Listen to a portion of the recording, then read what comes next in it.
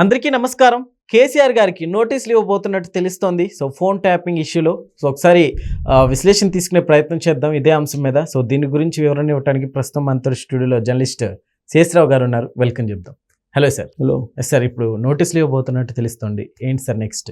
ప్రస్తుతం పోలీసు విచారణలో సిట్ విచారణలో ఎస్ఐబి మాజీ చీఫ్ ప్రభాకర్ రావు గారు ఉన్నారు. అవును. ప్రభాకర్ రావు గారు నోరు తెరిస్తే అసలు ఎవరు ఫోన్ ట్యాపింగ్ చేయమన్నారు అనేది కనుక చెప్పితే వెంటనే కేసీఆర్ గారికి నోటీసులు ఇచ్చేటువంటి అవకాశం ఉంది. ఇప్పుడు ప్రభాకర్ రావు గారు రెండోసారి విచారణకు హాజరయ్యారు. ఆయన అమెరికా నుంచి ఇటీవలే వచ్చారు. వచ్చిన తర్వాత సుప్రీంకోర్టు ఆదేశానుసారం పోలీసులు విచారణకి సహకరిస్తానని చెప్పి చెప్పారు. సహకరించాలని చెప్పి కూడా కోర్టు ఆర్డర్ జారీ చేసింది. దాని ప్రకారం సిట్ పోలీసులు ఎదుట ప్రభాకర్ రావు గారు హాజరయ్యారు లాస్ట్ వీక్. అయితే ఆయన మొదటిసారి హాజరైనప్పుడు ఎలాంటి సమాచారం చెప్పలేదని చెప్పి మళ్ళీ కోర్టుకి పిటిషన్ అప్లై చేసింది సిట్. దాంతో కోర్టు అనుమతి ఇచ్చింది. మళ్ళీ 5 రోజుల పాటు విచారణ చేయడానికి ఆయన్ని అదుపులోకి తీసుకుని విచారిస్తుంది. విచారిస్తున్నటువంటి క్రమంలోనే కేసీఆర్ గారు ప్రెస్ మీట్ పెట్టారు. ప్రెస్ మీట్ పెట్టి ఆయన ఇప్పుడున్నటువంటి ప్రభుత్వాన్ని ఏం చేతగానంటే ప్రభుత్వం, అలాగే నీటి వాటాలు వెళ్ళిపోతున్నాయి, నీటి వాటాల కోసం నేను వచ్చి పోరాడతాను అని చెప్పి నిన్న వెళ్ళిపోయారు. మళ్ళీ రేపు మాకు వచ్చేస్తానని చెప్పారు. ఆయన చెప్పి కూడా 2 రోజులు గడుస్తుంది, ఇంతవరకు మళ్ళీ రాలా. ఫామ్ హౌస్లో ఇప్పటి వరకు ఆయన ఉన్నారు. దాదాపు 2 సంవత్సరాలు అయింది ఆయన అధికారం కోల్పోయినప్పటికీ ప్రతిపక్ష హోదా అయితే ఇచ్చారు ప్రజలు. అయినప్పటికీ ప్రతిపక్ష నాయకుడిగా ఆయన హాజరు కావట్లేదు. కానీ రీసెంట్గా ప్రెస్ మీట్ పెట్టారు. ప్రెస్ మీట్ పెట్టి నేను వస్తున్నాను ప్రజల్లోకి, ఇక ఊరుకునే లేదు, 2 సంవత్సరాలు అనేది ఇప్పటివరకు కాముగా ఉన్నాను, 2 సంవత్సరాలు అయిపోయింది, ఇక ఈ ప్రభుత్వం సంగతి చూస్తాను, తడాకా చూస్తాను, తాట తీస్తానని చెప్పేసి నిన్నేదో మాట్లాడి తనదైన శైలిలో వెళ్ళిపోయారు. వెళ్ళిపోయిన తర్వాత ఇప్పుడు ఏమవుతుంది, యాక్చువల్గా అక్కడ ఎస్ఐబి మాజీ చీఫ్ ప్రభాకర్ రావు గారిని విచారిస్తున్నటువంటి సమయంలోనే ఆయన వచ్చి ప్రెస్ మీట్ పెట్టారు. ఇప్పుడేంటి, ప్రభుత్వం నోటీసులు ఇచ్చే అవకాశం ఉంది కేసీఆర్ గారికి.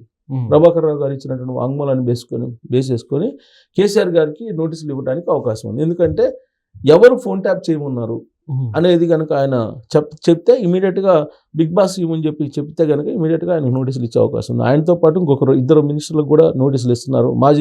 ఇద్దరు మాజీ మినిస్టర్లకు కూడా నోటీసులు ఇస్తున్నారని చెప్పి తెలుస్తుంది ఇప్పుడు లేటెస్ట్గా వస్తున్నటువంటి న్యూస్. సో తెలంగాణలో అత్యంత ఇంపార్టెంట్, అలాగే అత్యంత ప్రాముఖ్యత కలిగినటువంటి కేసులు ఏమైనా ఉన్నాయంటే కాళేశ్వరం ప్రాజెక్టుకు సంబంధించినటువంటి కేసు, ఫోన్ ట్యాపింగ్ కేసు, అలాగే ఛత్తీస్గఢ్ తోటి విద్యుత్ ఒప్పందాలు కుదుర్చుకున్నటువంటి అది. ఈ 3 కేసులు కనుక తేలితే అసలు 2014 నుంచి 2023 మధ్యలో ఏం జరిగింది అనేది సమాజానికి స్పష్టత వచ్చే అవకాశం ఉంది. ఫోన్ ట్యాపింగ్ జరిగింది అని చెప్పేసి ఢిల్లీ వరకు తెలుసు.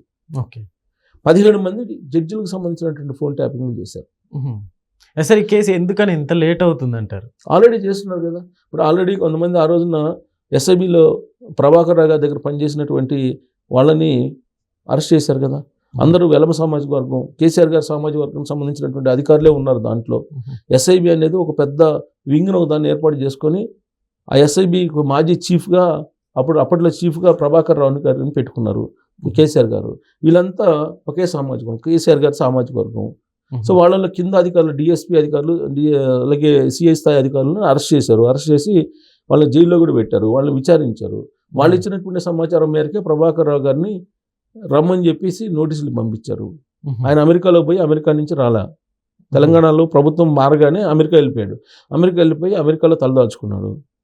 లుకౌట్ నోటీసులు ఇచ్చారు, రెడ్ కార్నర్ నోటీసులు ఇచ్చారు, కోర్టు ద్వారా రమ్మని చెప్పారు. అమెరికాలో ఉండేటువంటి భారత విదేశాంగ కార్యాలయానికి తెలియజేశారు, అలాగే భారత్లో ఉండేటువంటి అమెరికా కార్యాలయానికి తెలియజేశారు. అన్ని రకాల ప్రయత్నాలు చేసింది తెలంగాణ ప్రభుత్వం. ఆ ఒత్తిడికి తట్టుకోలేని పరిస్థితుల్లో ప్రభాకర్ రావు గారు తిరిగి అమెరికా నుంచి ఇండియా వచ్చారు. ఇండియా వచ్చిన తర్వాత నన్ను అరెస్ట్ చేయకుండా కాపాడండి అని చెప్పి సుప్రీంకోర్టుకి వెళ్ళాడు. మీరు విచారణకు హాజరుకండి, విచారణకు హాజరైతే మిమ్మల్ని అరెస్ట్ గారు, మీరు విచారణ సహకరించండి అని చెప్పి కోర్టు చెప్పింది. ఆ మేరకు ఆయన గడువు అయిపోతుంది కాబట్టి సుప్రీంకోర్టు చెప్పిన గడువు సిట్ పోలీసులు ఎదుట హాజరైనప్పటికీ కూడా ఆయన నోరు తెరవలేదు. అందుకే మళ్ళీ మా కస్టడీ ఇవ్వండి 5 రోజుల పాటు అని చెప్పి అడిగితే ఇప్పుడు మళ్ళీ 5 రోజుల పాటు కస్టడీకి ఇచ్చారు. విచారణ జరుగుతుంది. ఖచ్చితంగా పోలీసు తమదైనటువంటి స్టైల్లో విచారిస్తారు.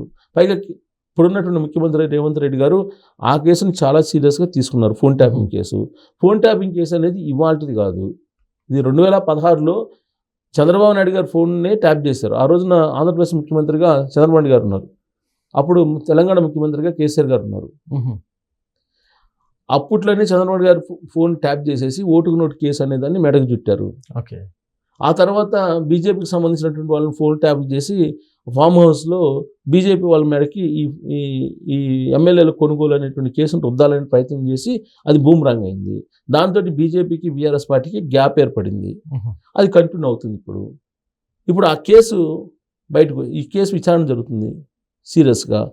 ఈ కేసులో 17 మంది జడ్జిలు ఉన్నారు, సెలబ్రిటీలు ఉన్నారు, అనేక మంది జర్నలిస్టులు చేశారు, అలాగే సెక్రటరియట్లో ఉండేటువంటి ఎంప్లాయీస్ చేశారు. ఎవరి ఫోన్ పెడితే వాళ్ళ ఫోన్ ట్యాప్ చేశారు. ఇంట్లో ఉండేటువంటి మహిళలు కూడా చేశారు. ఓకే. ఇప్పుడు నిన్నగాక మొన్న కవిత గారు ఏమన్నారు, సొంత అల్లుడి ఫోన్ కూడా ట్యాప్ చేసేటువంటి దుర్మార్గులు వాళ్ళు అని చెప్పేసి అన్నారు. అంటే కవిత గారి భర్త ఫోన్ కూడా ట్యాప్ చేశారని ఆవిడ చెప్తున్నారు. అలాగే అప్పట్లో వచ్చినటువంటి న్యూస్ ప్రకారం హరీష్ గారి సతీమణి ఆమె ఫోన్ కూడా ట్యాప్ చేశారని చెప్పి వచ్చింది. అంటే ఎవరిని వదల ఆల్మోస్ట్ అందరు ఫోన్లు ట్యాప్ చేసేసారు. మరి ఇంత పెద్ద ఎత్తున ఫోన్ ట్యాపింగ్లు ఎందుకు చేశారు, ఎందుకు చేయాల్సి వచ్చింది, ఎవరు చెప్పారు అనే దాని మీద నిగ్గు తేలాలి. యాక్చువల్గా ఫోన్ ట్యాపింగ్ అనేది సహజంగా జరుగుతుంటుంది, పొలిటికల్ ఇంటెలిజెన్స్లో భాగంగా జరుగుతుంటుంది. కానీ అది పర్మిషన్ తీసుకొని అప్పుడు ట్యాప్ చేయాలి. ఆ పర్మిషన్ తీసుకోవాలంటే అక్కడ డీజీపీ ఆధ్వర్యంలో ఒక కమిటీ ఉంటుంది. దానికి చీఫ్ సెక్రటరీగా ఉంటారు. చీఫ్ సెక్రటరీ, డీజీపీ వీళ్ళందరితో కూడినటువంటి కమిటీలో పర్మిషన్ తీసుకున్న తర్వాతనే ఫోన్ ట్యాపింగ్ చేయాలి ప్రాసెస్ ప్రకారం. కానీ ఎవరికీ చెప్పకుండా ఇన్ని ఫోన్లు ట్యాప్ చేశారనేది ఒక పెద్ద కేసు. అలాగే ఒక ఛానల్ అధిపతి అతను కూడా ఈ ఫోన్ ట్యాపింగ్ కేసులో ఉన్నాడు. అతను ఆ రోజున పీసీసీ అధ్యక్షుడు ఉన్నటువంటి రేవంత్ రెడ్డి గారి ఫోను, వాళ్ళ ఫ్యామిలీ మెంబర్స్ ఫోన్ ట్యాప్ చేయడానికి ఆ ఛానల్ లోపల ఎక్విప్మెంట్ని బిగించేసి అతనే మొత్తం అతని ఆధ్వర్యంలో జరిగిందనేది అతని మీద ఉన్నటువంటి అభియోగం. ఎందుకంటే ఆ ఛానల్కి రేవంత్ రెడ్డి గారి ఇంటి పక్కనే ఉంటుంది. సో అందుకని అక్కడ ఎక్విప్మెంట్ బిగించారు. దానికి ఫోన్ ట్యాపింగ్ అతను సహకరించాడని అతన్ని కూడా అరెస్ట్ చేయడానికి పోలీసులు సిద్ధమైనప్పుడు అతను లొంగిపోయాడు పోలీసులకి. ఇప్పుడు ఇతను ప్రభాకర్ రావు గారు వచ్చారు. సో వీళ్ళిద్దరు ఇచ్చేటువంటి వాంగ్మూలం బేస్ చేసుకుంటే కనుక నోటీసులు ఇచ్చి కేసీఆర్ గారికి విచారించే అవకాశం ఉంది. అరెస్ట్ చేసినా చేయకపోయినా ముందైతే విచారించేటువంటి అవకాశం ఉందని చెప్పి తెలుస్తుంది. ఫోన్ ట్యాపింగ్ అనేది పెద్ద కేసు. ఫోన్ ట్యాపింగ్ అనేది చిన్న కేసు కాదు. ఇండియన్ టెలిగ్రాఫిక్ యాక్ట్ అనేది చాలా పెద్ద కేసు. వన్స్ అరెస్ట్ అయితే నేను బయటకు వచ్చే పని కూడా ఉండదు.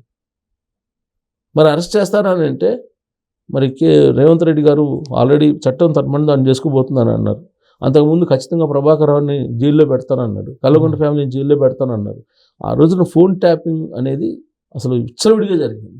ఈవెన్ 2023లో బీఆర్ఎస్ పార్టీ ఓడిపోయిన తర్వాత సెక్రటరియట్లో ఉద్యోగులు పండుగ చేసుకున్నారు. ఎందుకు చేసుకున్నారని అంటే మేము ఇక ఫోన్లు చేసుకోవచ్చు, ఫోన్లు చేసుకుని ఫ్రీగా మాట్లాడచ్చు. ఇప్పటివరకు వాట్సాప్ కాల్ మాట్లాడుకోవడానికి కూడా భయం వేసేదని చెప్పారు. సో అలా స్థాయిలో ట్యాప్ చేశారు.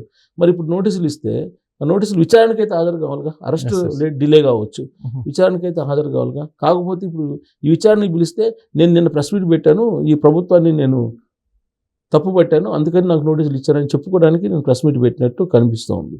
ఇదే కాంగ్రెస్ వాళ్ళు కూడా చెప్తున్నారు. Okay sir, thank you.